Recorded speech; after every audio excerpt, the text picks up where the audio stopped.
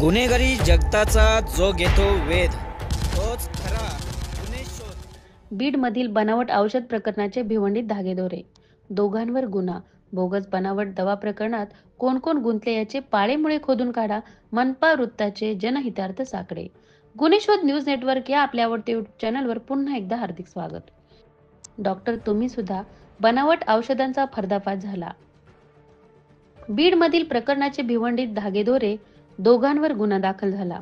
त्यानंतर राज्य सरकारने कठोर पावले उचलली पाहिजेत आणि बोगस बनावट दवा प्रकरणात कोण कोण गुंतले आहेत याची पाळेमुळे खोदून काढा, असे जनहितार्थ साकडे मनपा वृत्त आपल्याकडे घालीत आहे. बनावट औषधे आणि त्याची कंपनी अस्तित्वात नाही, मग पेशंटला त्यांच्या उपचारासाठी असले दवा कशाला देत होते? आंतरराज्य टोळी पेशंटच्या आरोग्याशी जीव घेणा खेळ खेळत बक्कळ पैसा मिळवत असल्याचे आता उघडकीस आले. तुम्हीच सांगा, इतकी वर्ष बिनबोभाटपणे बनावट औषधे बाजारात सुरळीतपणे उपलब्ध होत होती. अशा बेकायदेशीर आणि बनावट बोगस औषधे माफियांच्या टोळीवर आरोग्य विभाग, अन्न औषध विभाग, पोलीस प्रशासन आदी राज्य शासनाच्या अधिनिस्त सक्षम खाते जाणून बुजून दुर्लक्ष करीत होते का, विचारतोय महाराष्ट्र.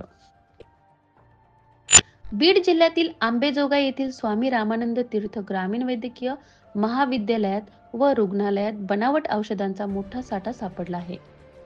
या प्रकरणाच्या तपासात हे बनावट औषध भिवंडीतून पुरवठा केल्याचे उघड झाले आहे. या संदर्भात भिवंडीतील नारपोली येथील ॲक्विटिस बायोटेक प्रायव्हेट लिमिटेडचे संचालक मिहिर त्रिवेदी आणि द्विती सुमित त्रिवेदी यांच्यावर गुन्हा दाखल करण्यात आला आहे. बीड येथील औषध निरीक्षकांनी शासकीय रुग्णालयात उपलब्ध असलेल्या अजिमसिम 500 या गोळ्यांचे नमुने मुंबईतील शासकीय औषध चाचणी प्रयोगशाळेत पाठवले होते. त्यानंतर प्राप्त झालेल्या अहवालात हे औषध बनावट असल्याचे आढळून आले.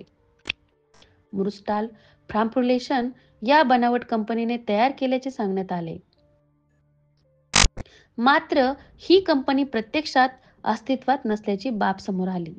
याबाबत पोलिसांनी केलेल्या अधिक तपासात हे औषध कोल्हापूर येथील विशाल एंटरप्राइजेसने भिवंडी आणि सुरत येथील कंपन्यांकडून खरेदी केल्याचे उघड झाले. भिवंडीतील ॲक्विटिस बायोटेक प्रायव्हेट लिमिटेड आणि सुरत येथील फार्मसी बायोटेक या बनावट औषधांच्या किटमध्ये सामील असल्याचे आढळून आले. दरम्यान भिवंडीतील कंपनीने मीरा रोड येथील जेनेरिक हाऊसमधून हे औषध खरेदी केले होते. त्यांनी ही औषधे डेहराडून येथील कंपनीकडून घेतल्याचे सांगितले. मात्र डेहराडून मध्ये अशी कोणतीही कंपनी अस्तित्वात नसल्याचे तपासासमोर आले आहे. तपासात समोर आले आहे आंतरराज्य रॅकेट असल्याचा संशय. बनावट औषधांचे उत्पादन, कच्चा माल आणि वितरण या संपूर्ण नेटवर्कची पोलीस चौकशी करीत आहे. मीरा रोड येथील कंपनीच्या मालकाला बनावट औषधांच्या प्रकरणात यापूर्वीच अटक करण्यात आली आहे. दरम्यान आंबेजोगाई येथील स्वामी रामानंद तीर्थ ग्रामीण वैद्यकीय महाविद्यालयात व रुग्णालयात बनावट औषध प्रकरणी आतापर्यंत 4 जणांवर गुन्हा दाखल करण्यात आला आहे. या संपूर्ण प्रकरणावरून बनावट औषधांचे मोठे आंतरराज्य रॅकेट कार्यरत असल्याचे संशय व्यक्त केले जात आहे. ही बनावट औषधे कोठे तयार केली जात होती आणि त्यासाठीचे पॅकेजिंग साहित्य कोठून आणले याचा तपास पोलीस करत आहेत.